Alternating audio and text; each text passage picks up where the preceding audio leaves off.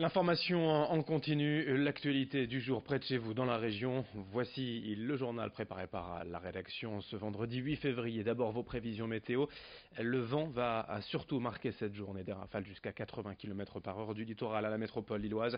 Jusque dans l'intérieur des terres, ça va souffler fort aujourd'hui. Du vent de secteur sud-sud-ouest tout au long du week-end d'ailleurs.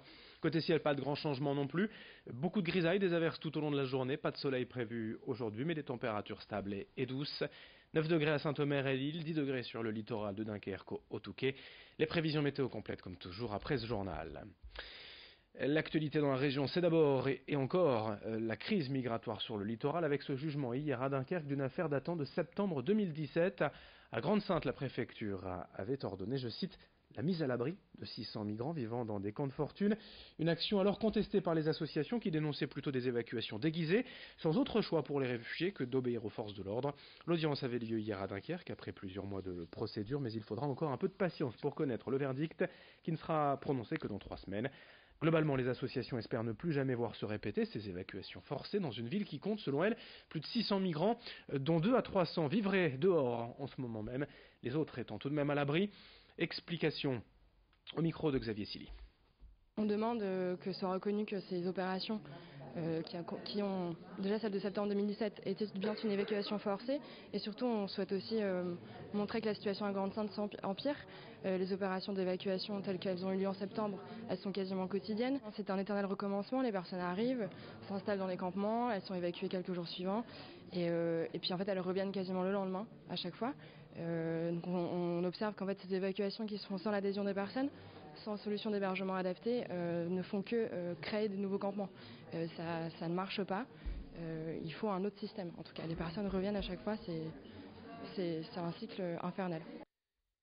Autre actualité à vous annoncer, en ce vendredi, 5 militants antispécistes ont été interpellés cette semaine dans le cadre de l'enquête sur les attaques de restaurants et de boucheries dans le Nord. Ces derniers mois, particulièrement dans la métropole lilloise, plusieurs vitrines de commerce avaient été caillassées. À chaque fois, des tags Stop Spécisme avaient été inscrits. À Roubaix, même le restaurant de viande, le Fer à Cheval, a par 2 fois été victime de vandalisme. Un incendie mi-janvier et des cocktails Molotov jetés contre la déventure début février. 50 000 euros de dégâts selon le gérant qui espère maintenant voir les auteurs des attaques condamnés. Je vous propose de l'écouter, Grégory Solos, interrogé pour nous par Edil Gunaï. Il y a le premier attentat qui a eu lieu le 18 janvier, il y en a pour à peu près 50 000 euros de dégâts. Et on est toujours, tout n'est pas réparé. Hein. Et les dégâts de l'autre côté donc, qui ont eu lieu donc, vendredi s'élèvent à peu près à 3-4 000 euros. Hein, parce qu'en fait, ils ont essayé de mettre le feu avec des cocktails Molotov, mais effectivement, comme il pleuvait, neigeait, le feu s'est éteint, donc ça n'a pas pu pénétrer dans l'entreprise. En fait, ils ont mis le feu sur les colonnes de gaz de la ville et du restaurant. Donc le quartier a dû être évacué.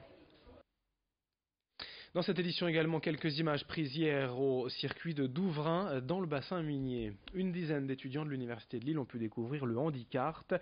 Des jeunes en situation de handicap pilotent d'un jour afin de montrer que tout est possible.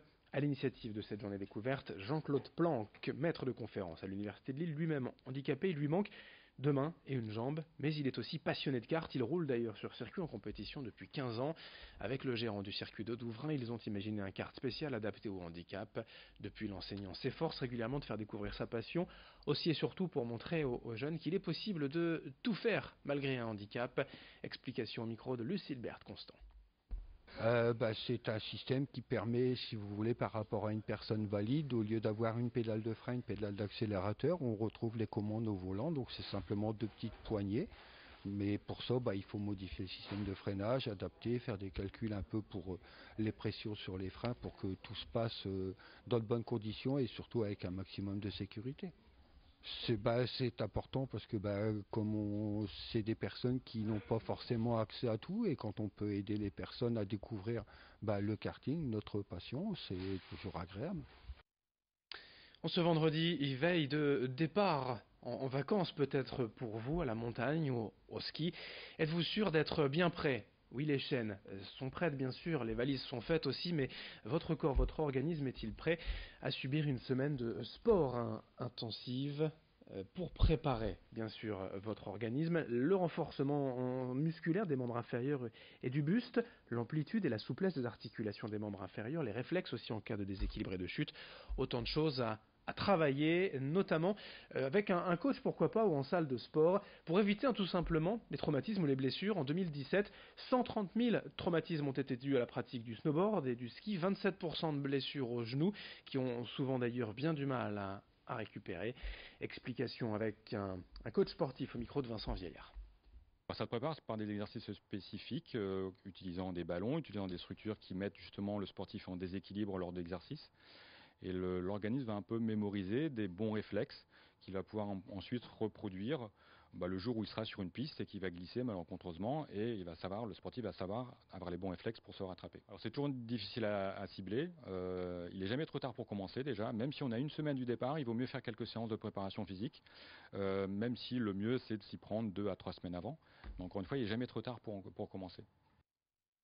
Pour finir, un rappel tout de même au chapitre santé. Attention à l'épidémie de grippe. Déjà plus de 1000 morts en France à cause de la grippe cet hiver. Tous les indicateurs sont en hausse, y compris dans la région. 35 000 patients atteints selon le réseau Sentinelle.